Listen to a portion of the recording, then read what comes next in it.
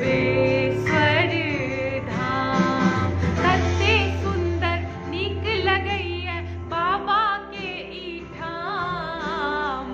चलू चलै छी पटसा गाम, जहाँ बनल सर्वेश्वर धाम, जहाँ बनल सर्वेश्वर धाम।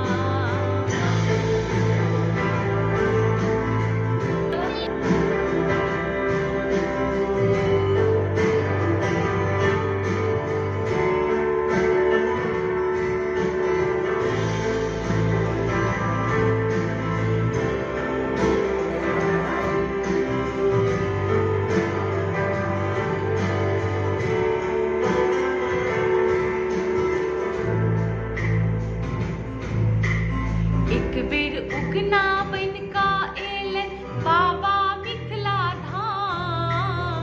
एक बेर उगना बन का हो, एक बेर उगना बन का एलन बाबा मिथिला धाम।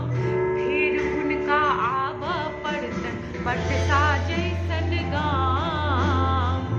अही अभिलाषा में पड़ल छी अही ठाम, जहाँ बनल सर्वेश्वर धाम, जहाँ बनल सर्वेश्वर धाम, जहाँ बनल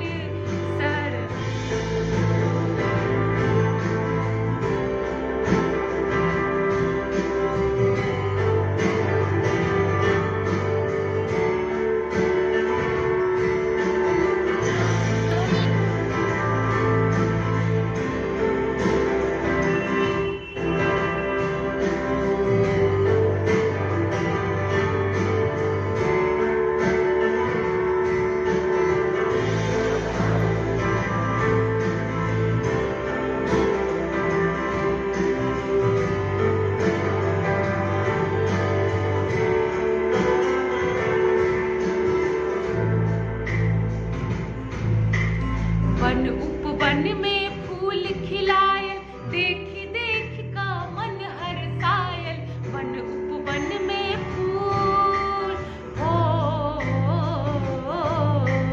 वन उपवन में फूल खिलायल, देखी देख का मन हरसायल।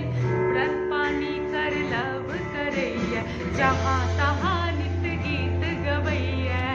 मोने मोन करैया सब बाबा के काम, जहाँ बनल सर्वेश्वर धाम।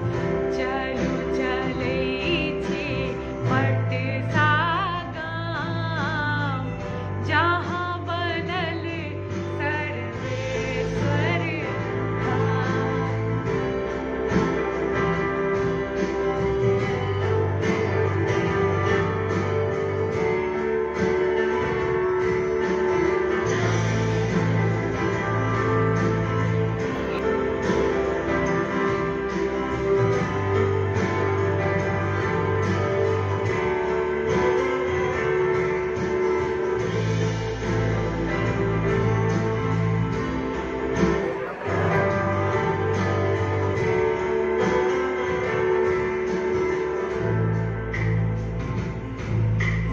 गामक शोभा अति मन भायल, प्रेम पुजारी चहु दिस लागल। गामक शोभा अति मन भावल हो, गामक शोभा अति मन भावल, प्रेम पुजारी चहु दिस लागल। जगह जगह पर दीप जरैया, मनवा